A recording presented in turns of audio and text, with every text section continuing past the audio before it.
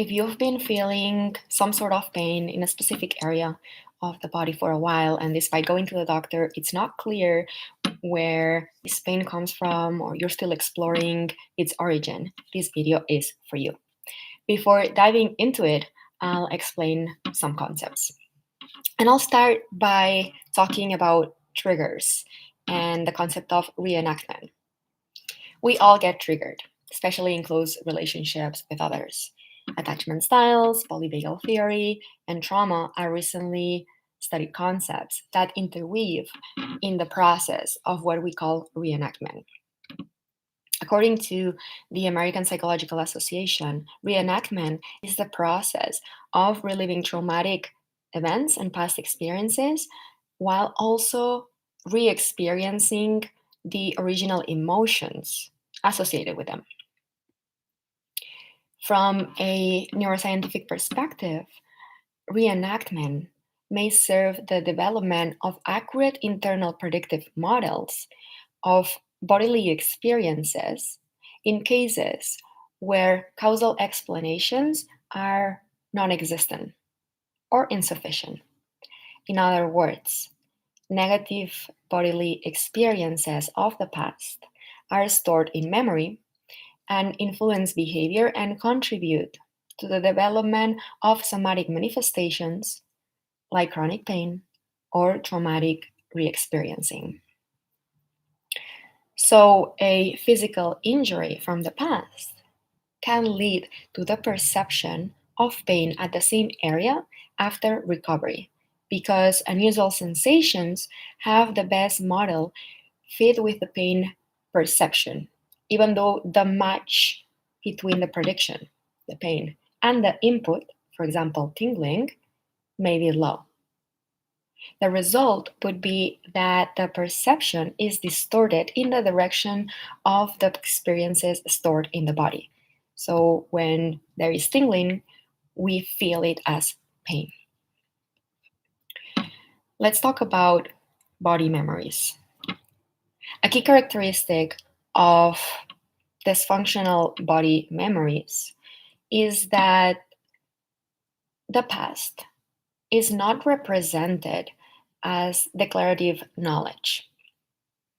This is explicitly recollected through images or words, but is reenacted at a somatic level, at a body level, through sensations and even ways of acting.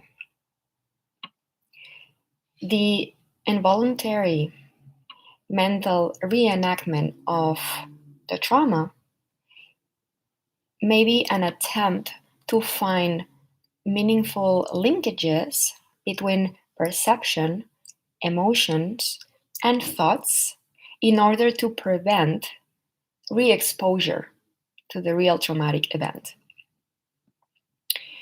The concept of reenactment is related to the neurocognitive mechanisms of predictive coding. That is, the process of building internal mental models of bodily experiences. Trauma memory is perhaps the most obvious example of a clinical and therapeutic concept that is used to describe dysfunctional body memories. Traumatic body memories are particularly observed in post-traumatic stress disorder with intrusively re-experienced traumatic life events that manifest in the form of somatic flashbacks, including physical sensations. But other cases where body memories may lead to clinical manifestations are psychosomatic and chronic pain. This is, as I said earlier, perception of pain in the absence of any apparent physiological origin.